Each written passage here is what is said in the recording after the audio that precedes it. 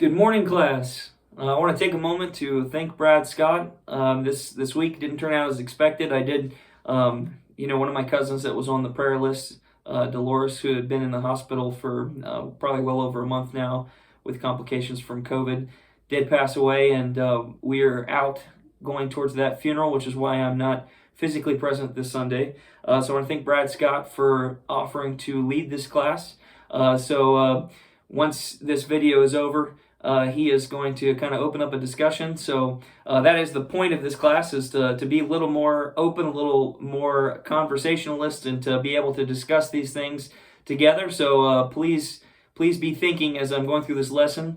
If you have any questions, or if you have anything that strikes you that maybe I don't cover, please bring that up and have a fruitful discussion with Brad. So we'll just have a short little lesson here, and then I'll turn it over to him.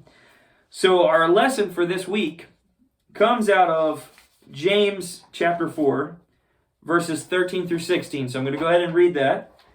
So again, that's James chapter 4, verses 13 through 16.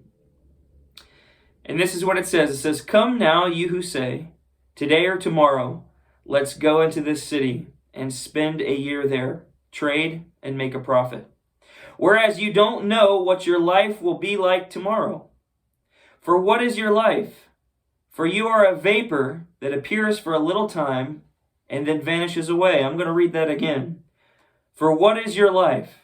For you are a vapor that appears for a little time and then vanishes away. For you ought to say, 'If the Lord wills, we will both live and do this or that.' But now you glory in your boasting, and all such boasting is evil." Now I'm reminded of another passage as I read this that I want to read to you this morning also. And it comes from the 12th chapter of Luke's Gospel, and James' half-brother Jesus is speaking here. So someone comes to him with a question, and then he answers the question, and he goes into a little parable, and I want to share that with you this morning. So Luke chapter 12, verses 13 through 21, and it says, "One of the multitude said to him, 'Teacher, tell my brother to divide the inheritance with me.'" So obviously, this man had just lost his father. And his brother was apparently being a little greedy with the money. And so this brother wanted his share because for some reason his brother wasn't dividing it appropriately. We don't know the whole situation. But this is how Jesus responds. He said to him, "Man, who made me a judge or an arbitrator over you?" And he said to them, "Beware, keep yourselves from covetousness. For a man's life doesn't consist of the abundance of the things which he possesses." I'm going to read that again. "For a man's life doesn't consist of the abundance of the things he possesses." And he spoke a parable to them, saying, "The ground of a certain rich man produced abundantly. He reasoned within himself, saying, 'What will I do? Because I don't have room to store my crops.' And he said, 'This is what I will do. I will pull down my barns, build bigger ones, and there I will store all my grain and my goods. And I will tell my soul, 'Soul, you have many goods laid up for many years. Take your ease, eat, drink, and be merry.' But God said to him, 'You foolish one, tonight your soul is required of you. The things which you have prepared, whose will they be? So is he who lays up treasure for himself and is not rich toward God.'" You know, this past week, I went into Frankfurt to go to a little store there. There's a little, well, it was an IGA, it's something else now, I think, but there's a product there that I can't find anywhere else. So I'll drive out there and kind of stock up on it occasionally and then come back. And so as I was driving on 39 into Frankfurt this time, I happened to pay attention to a cemetery that is on the left-hand side as soon as you're coming into town. And as I was driving through, I kind of looked over, glanced at this cemetery, and I happened to notice this one monument, which is in the middle of the cemetery, and it's very tall. It's like almost like a miniature version of the Washington Monument, an obelisk, and it's out there in the middle of the cemetery, but it rises up higher than any of the other ones. Now, there were other tombstones that were similar in shape, but none of them were as tall as this one. So it's obvious that whoever this person was, they were prominent. whether they were, a business owner in the community at one time, whether they were a politician there, or whether it's even the founder of the community. Whoever it was someone that was prominent, and this marker is there to kind of speak about their legacy as to who they were. Now, I want you to think about that, because today's lesson really has a lot to do with our legacy. But the problem is, in James's passage, he makes a comment to us and he says, "What is your life? It is nothing but a vapor." Now, what exactly does James mean by that? In fact, when we look at this passage, why is James so concerned with us making comments that seem harmless, like, well, next year I'm going to do this, I'm going to go to this city, I'm going to trade, I'm going to do all this, and this is what's going to happen in my life. But James refers to this, all such talk. Exactly how does he phrase it here? When we get to the end of the passage, he says, "For you ought to say, if the Lord wills, we will both live and do this or that. But now you glory in your boasting, and all such boasting is evil." So it seems harmless to us to just talk about things that we're going to do in the future, but James is telling us something different. But he's trying to get us to recognize the heart of what he is talking about here. And that is how we view ourselves and how we view our legacy. And that's what Jesus was also talking about in this passage. You see, Jesus is describing a man who was a farmer. And so this man was wealthy, and he had this good year, and he had these great crops come in. And so he all of a sudden needs new storehouses because he's had so many crops that have come in. He's had such a great year. And so he devises in his mind, he says, well, you know what? This is going to be great for me. I'm going to build all these big storehouses that are going to hold all of this stuff for me for years, and I'm going to be fine. I don't even have to work that hard from now on out. My life is going to be great. I'm going to put my trust in this. My legacy is awesome. People are going to look up to me because of how well I did. But then Jesus said that God said to him, "You fool, tonight your very life, your soul is going to be required of you." His life was nothing more than a vapor. Everything that he was laboring for, everything that he was putting his trust in, everything that he thought he was doing to build this legacy was nothing more than vanity. Just like that tombstone that I saw out in the middle of Frankfurt, that cemetery there. You know, here I am. Who knows when that person was buried? And here I am all these years later driving by. I have no idea who it is. I know nothing about his legacy. All I saw was just this tomb that stands up above the others. But eventually, like everything else in this life, it'll start crumbling and it'll be taken down. This man's legacy is forgotten by probably anybody that lives in that town in this day and age. And the same is true for us. So the question is, and what James is trying to get us to understand, is what legacy are we fighting for? Are we being humble to our own legacy in comparison to Christ? What kingdom are we working towards? Are we laboring towards? And that's what Jesus was saying in this passage also. Because we can labor and we can toil, just like Solomon talked about in the book of Ecclesiastes, and he lists off all of the different things he did, the great things as a king, and all of these great places that he built, and all of these accomplishments, and then he gets to the end of it and he says it was all futile. It was vanity. He recognized that through the wisdom that God had given him, because he knew that eventually his life would be over and it would all be handed on to someone else. So what James is trying to get us to understand here, and what Christ is trying to get us to understand, is that in the short time that God has given us, which none of us know. You know, here I am. The reason why you're watching this video is because I am out in New Mexico about ready to attend the funeral of a lady that was cut down in the prime of her life. I mean, this woman, she was still, like I said, in the prime of her life. Here she was, you know, not expecting to be gone at this stage in her life. Her husband was not expecting that she would be gone at this stage in his life, and he doesn't know how many more years he is going to have without her. Here she was still working, working towards the property that they were buying, working towards the car that they were buying, working towards all of the little legacies of their kingdom. But yet here comes this pandemic, and she gets this virus that many of us have already gotten. And some of us, we got through it and we breezed through it, but for some reason in her body, it reacted in a way where the last month of her life was in misery with a ventilator down her throat in a hospital. And now she's gone, and we're about to pay our last respects, as society says, for her. Nobody would have expected that. She would not have expected that. And you may not expect that for your life. You may think that you're going to walk out of this church today and you've still got maybe 10 years, maybe 20 years, maybe 30 years left of your life. But we don't know.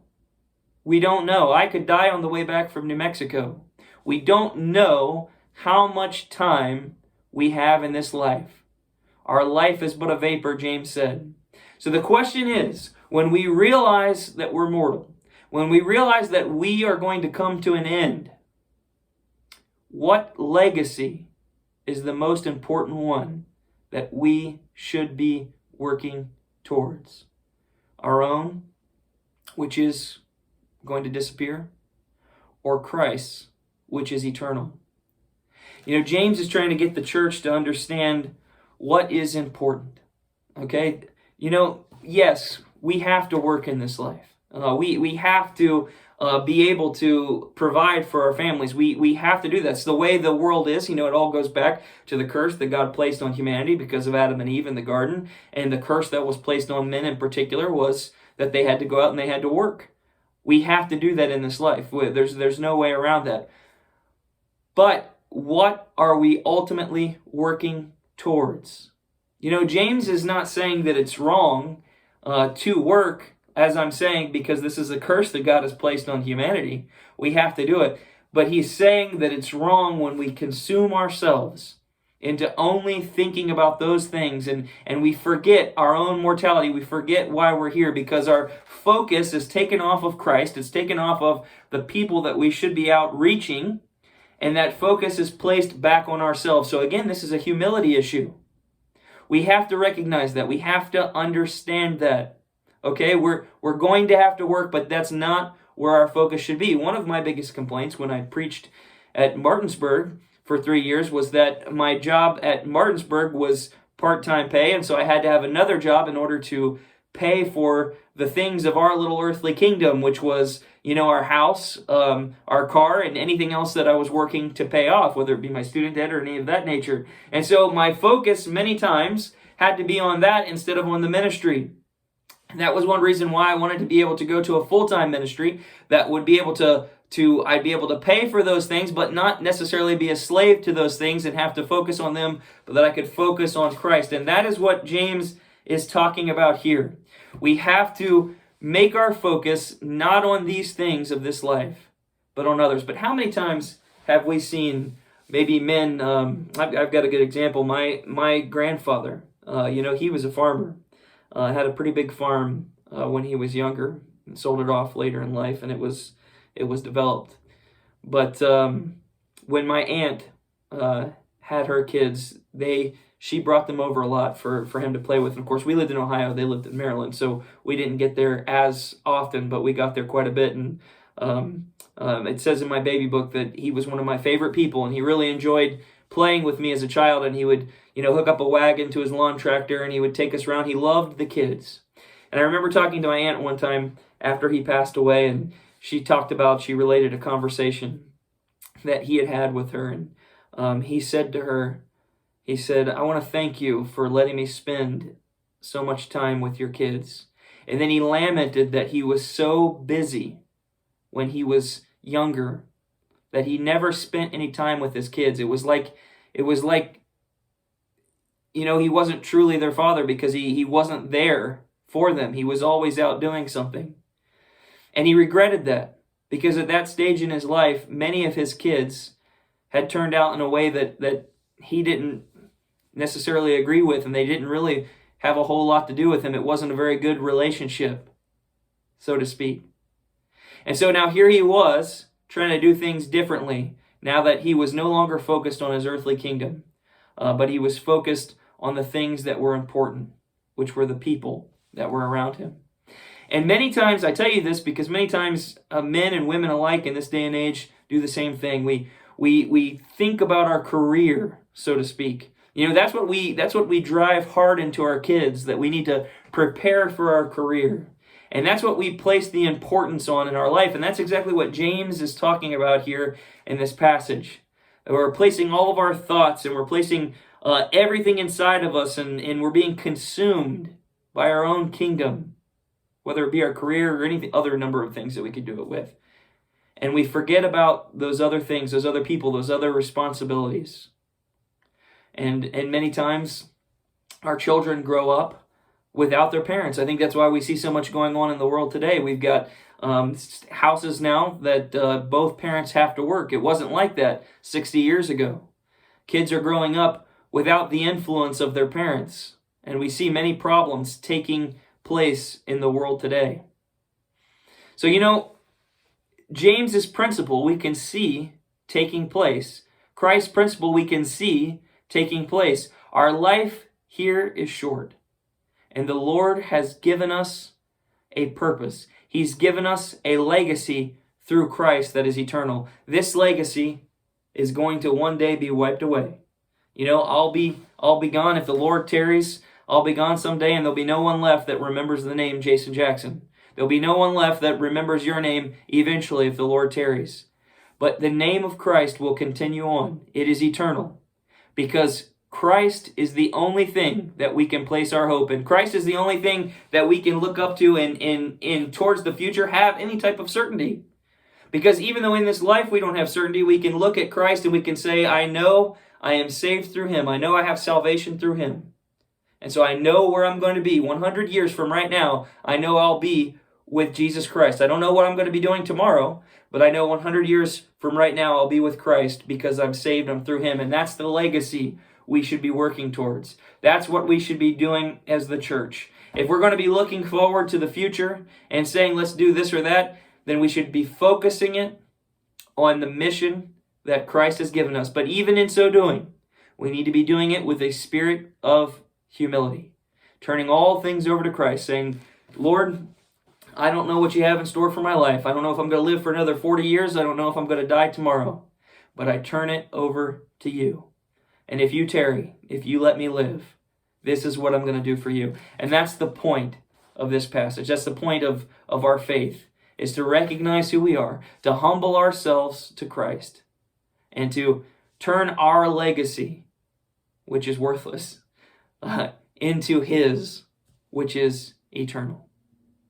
Let's have a short little prayer, and then I'm going to turn the class over to Brad. Father, I thank you for this time, for this class to be able to get together, Lord, and I thank you for this book, this fabulous book, Lord, that is in your word, because it's a great reminder of many things. Lord, when we examine this book in its entirety, we find out that most of the time in our lives we are not observing it. It's a hard book. It truly is a hard book. I understand why members of the church in the past wanted to get it out of the Bible, because there's just many things inside of it that go against the grain of who we are. But we also know that your word says that we shouldn't be going with that grain. That grain is there, that sinful nature is there, but we need to be not conforming ourselves to the ways of this world, but being transformed by the renewing of our mind through you. So, Father, I pray, Lord, that you would speak to everyone in this class under the sound of my voice this morning. Lord, that you would help us to recognize what we truly are as mortals. That you would help us to recognize also the importance of the legacy that we should be working towards furthering, which is the only eternal one, which is yours. Lord, be with this class as they continue with the discussion today. And we ask this in Christ's name. Amen.